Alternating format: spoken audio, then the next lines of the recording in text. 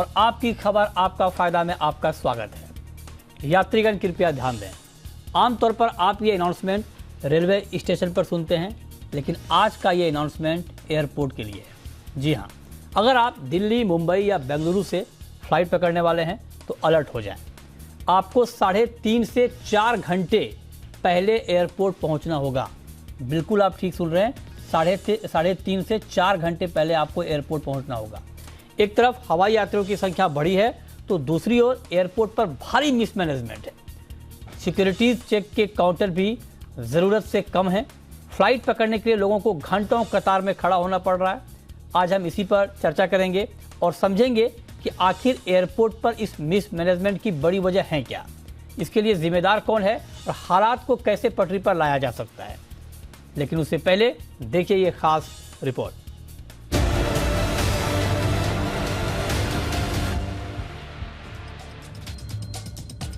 क्या आपने कभी मछली बाजार देखा है?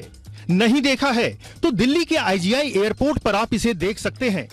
दिल्ली ही नहीं, मुंबई, बेंगलुरु और चेन्नई एयरपोर्ट पर भी अचानक बढ़ी हवाई यात्रियों की तादाद ने एयरपोर्ट प्रशासन के हाथ पांव फुला दिए हैं। किसी की फ्लाइट छूट रही है तो कोई घंटों कतार में खड़ा पानी पी कर एयरपोर्ट एडमिनिस्ट्रेशन को कोस रहा है। आखिर इस बदइंतजामी के पीछे वजहें क्या हैं?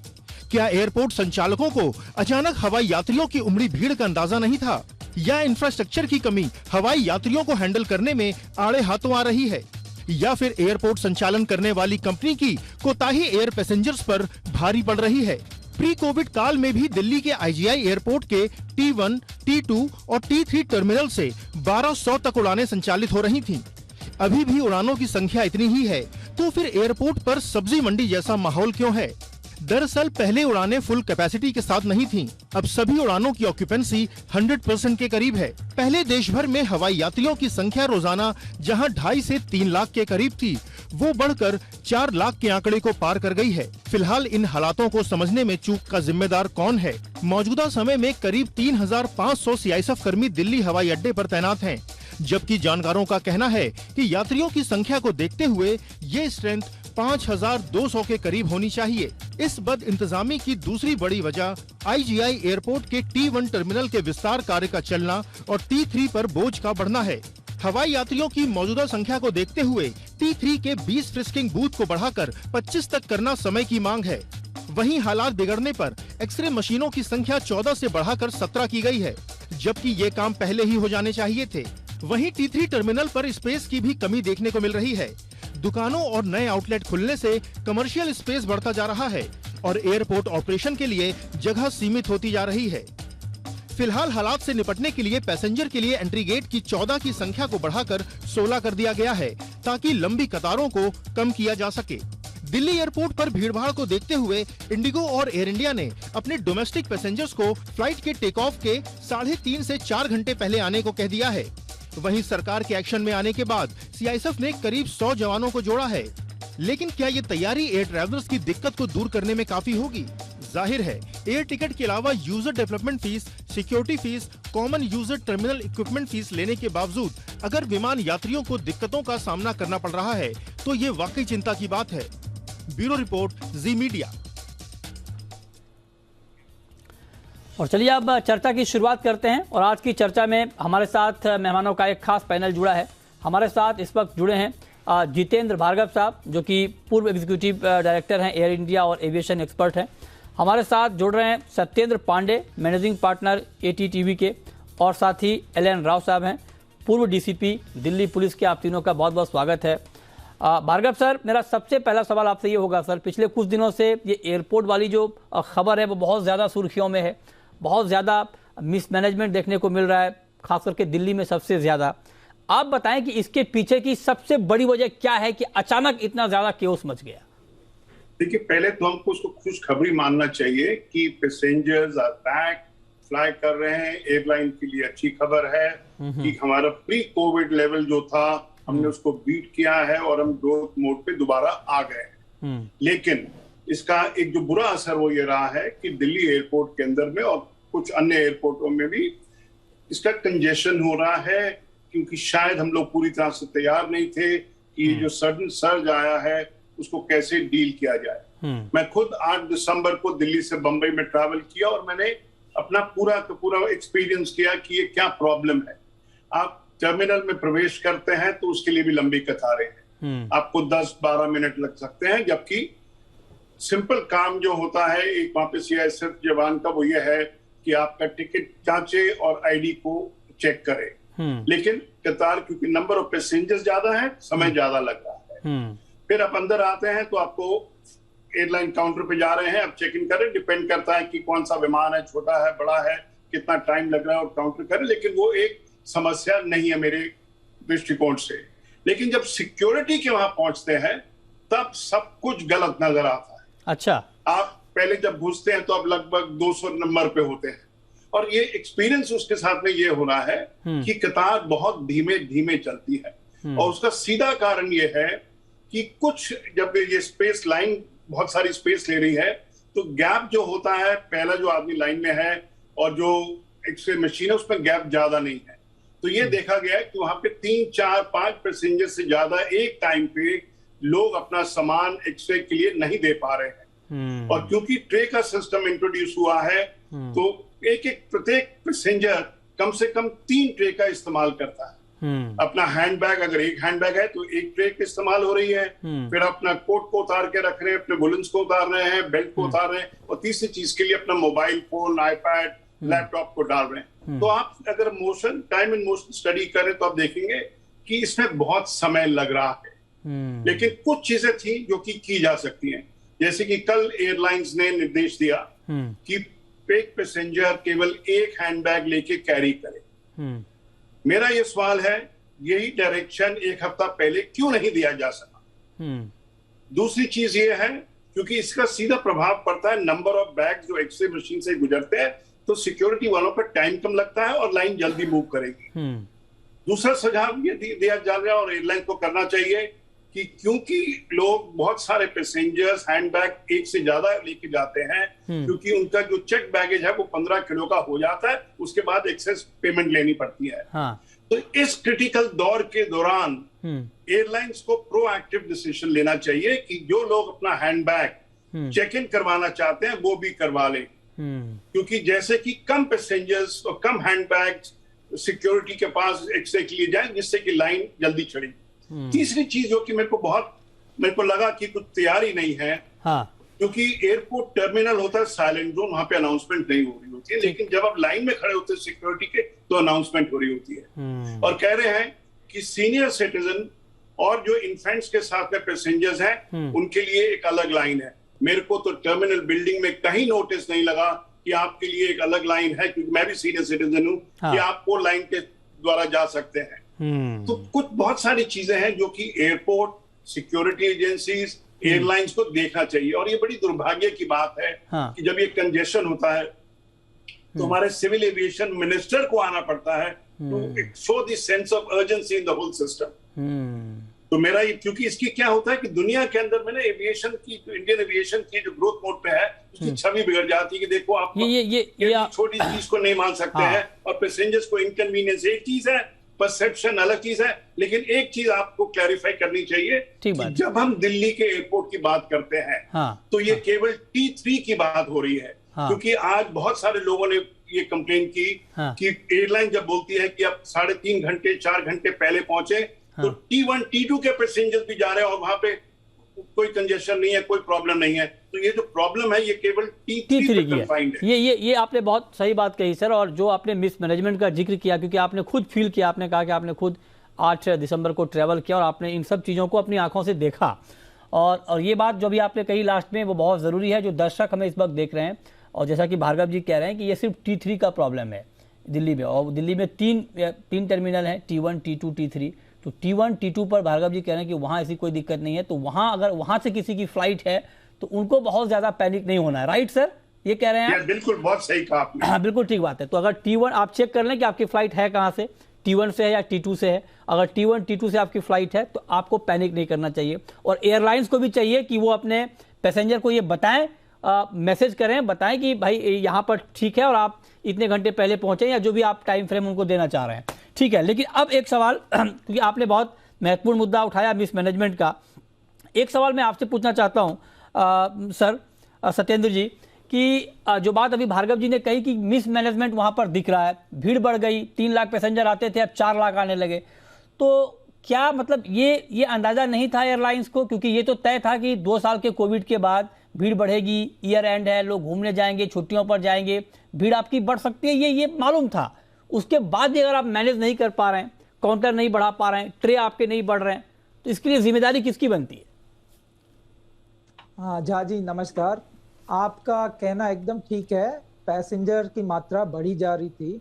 और अगर मैं आपको कुछ आंकड़े दूं तो अक्टूबर में ही 13 लाख अंतर्राष्ट्रीय यात्री दिल्ली से गए और 40 लाख अंतर्देशीय यात्री गए। तो एयरपोर्ट को इसका पूरा अनुमान था, लेकिन कोशिश करी नहीं गई। कई आंकड़े ये आ रहे हैं कि 14 सिक्योरिटी एक्सरेज हैं दिल्ली एयरपोर्ट पे। 14 एक्सरेज का हमारा अनुमान है कि ये पीक टाइम पे आपको 2000 से ज्यादा पैसेंजर्स नहीं प्रोसेस कर पाते, और पीक टाइम में आपके 5 से 6000 पैसेंजर आ रहे हैं। तो इसीलिए आपको लाइंस दिख रही हैं, डिलेज दिख रहे हैं। 4 से 5 चोक पॉइंट हैं दिल्ली एयरपोर्ट पे और अन्य एयरपोर्ट पे भी, लेकिन ये पूरा मिसमैनेजमेंट एयरपोर्ट की जिम्मेदारी है। और ये जो एयरपोर्ट मैनेजमेंट है ये बहुत समन्वय का काम है। इसमें आपको गवर्नमेंट से, सिक्योरिटी एजेंसी से, एयरलाइन से, प्राइवेट कंपनी से, जैसे व्हील चेयर जो ले जाते हैं, इन सब को इकट्ठा करके जो प्रक्रिया है इसको निर्धारित करना पड़ता है, और ये काम हुआ नहीं है। किसका फेल्योर है सर ये सत्येंद्र जी? किसका फेल्योर है ये, अगर पॉइंट आउट करना हो तो? ये एयरपोर्ट का फेलियर है। ओके, तो आप कह रहे हैं कि एयरपोर्ट का फेल्योर है पूरी तरफ से, जो कि मैनेज नहीं कर पाया। हाँ। लेकिन राव साहब अब मैं आपसे एक बात पूछना चाहता हूं सर, क्योंकि ये सारी बातें हम कर रहे हैं और आप तो डीसीपी रहे हैं दिल्ली पुलिस में, आप जरा बताएं। हालांकि सिक्योरिटी से हमारा कहने का मकसद ये बिल्कुल नहीं है कि आप सिक्योरिटी में ढील दे दें या वहां पर कोई कॉम्प्रोमाइज कर लें, बिल्कुल आपको कॉम्प्रोमाइज नहीं करना है, लेकिन क्या जो सिक्योरिटी मैनेजमेंट है और बेहतर हो सकता है सर? अच्छा, लगता है हमारा संपर्क उनसे अभी नहीं हो पा रहा, हम दोबारा उनसे जुड़ेंगे। लेकिन एक सवाल भार्गव सर आपसे ये पूछना चाह रहा हूं कि आपने शुरुआत में ये कहा कि ये एक अच्छी बात इसलिए है कि प्री कोविड लेवल पर पैसेंजर की संख्या पहुंच गई है, तो जाहिर तौर पे प्री कोविड लेवल पे पहुंची है तो एयरलाइंस को फायदा हो रहा है, वहां पर जो बाकी का जो मैनेजमेंट है उनका बिजनेस बढ़ रहा है, बाकी चीजें बढ़ रही हैं, जो एक्टिविटीज वहां पर हैं। खामियाजा सिर्फ पैसेंजर क्यों भुगत रहा है? टिकट भी बढ़ गए सर, टिकट फेयर देखिए आप कहां से कहां पहुंच गए, खामियाजा सिर्फ पैसेंजर भुगत रहा है? नहीं, ये बात सही है कि इसका सीधा जो विक्टिम्स हैं वो पैसेंजर्स हैं, क्योंकि एक तो वो ज्यादा फेयर दे रहे हैं, इस समय फेयर्स काफी रिलेटिवली हायर है दोनों कारण के लिए। एटीएफ के दाम ज्यादा हैं और जो कैपेसिटी है वो भी उतनी नहीं बड़ी है जितनी की बढ़ सकती, क्योंकि जैसे हम जानते हैं इंडिगो के लगभग 30 विमान ग्राउंड पे हैं क्योंकि उनको इंजन के स्पेयर पार्ट्स नहीं मिल रहे हैं, तो ये सब कारण है। लेकिन ये एक सीधी सी बात ये थी कि यूरोप के एयरपोर्ट्स ने मई, जून, जुलाई, अगस्त के अंदर में इस दौर से ये गए, जबकि लाइन टर्मिनल के बाहर जा रही थी, 3-3, 4-4, 5-5 घंटे लग रहे थे पैसेंजर को फ्लाई करने के लिए।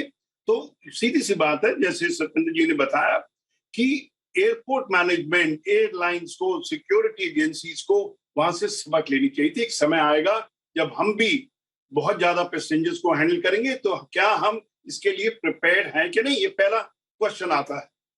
स्वाभाविक है कि वो प्रिपेयर्ड नहीं थे। हाँ। और दूसरी चीज ये है कि जब पैसेंजर आ रहा है और एक कुछ नए सिस्टम इंट्रोड्यूस किए गए हैं प्री कोविड और अभी के बारे में। हाँ। देखिए, दिल्ली की एक विशेष समस्या ये रही है इस बार जी कि एक तो सर्दी का मौसम होता है जबकि सब लोग कोट जैकेट पहनते हैं। हाँ, ठीक बात। और वो उनको सिक्योरिटी के लिए करना पड़ता है। हाँ। दिसंबर महीना शादियों का भी होता है दिल्ली के अंदर में, बहुत सारी शॉपिंग होती है, वेडिंग जिनको हम कहा जाता है, ठीक बात। उसके लिए देश से सारे लोग रिश्तेदार आते हैं, और इस समय खासकर क्योंकि ये पहला साल है बिना कोविड के रिस्ट्रिक्शंस के। हाँ।